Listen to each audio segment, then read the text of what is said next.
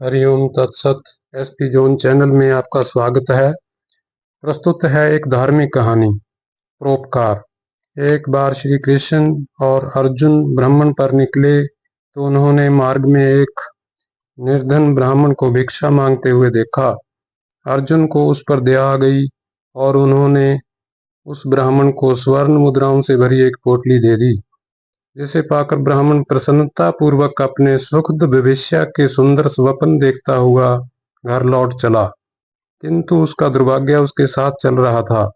रास्ते में एक लुटेरे ने उससे वो पोटली छीन ली।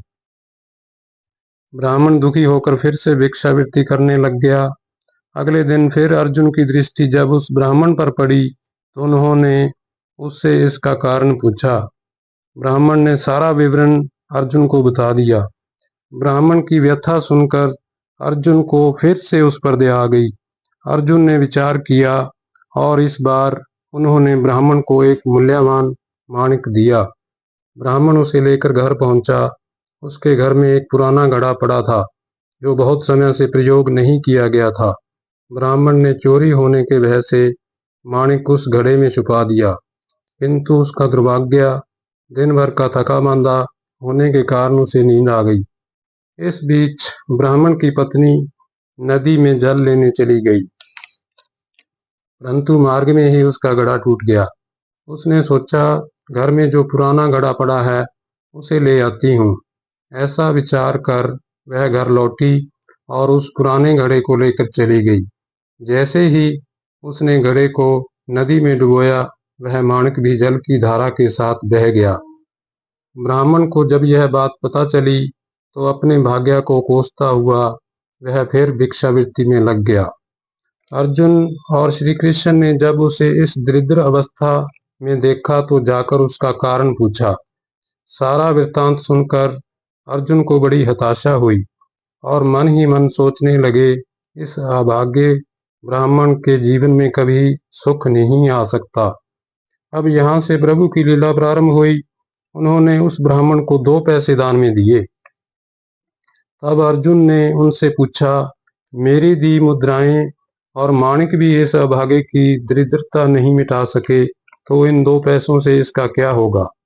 यह सुन प्रभु बस मुस्कुरा भर दिए और अर्जुन से उस ब्राह्मण के पीछे जाने को कहा। रास्ते में ब्राह्मण सोचता हुआ जा रहा था कि 2 पैसों से तो एक व्यक्ति के लिए भी भोजन नहीं आएगा। प्रभु ने उसे इतना तुच्छ दान क्यों दिया। प्रभु की यह कैसी लीला है।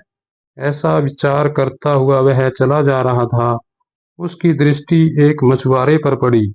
उसने देखा कि मछुआरे के जाल में एक मछली फंसी है। वह छूटने के लिए तड़प रही है। ब्राह्मण को उस मछली पर दया आ गई।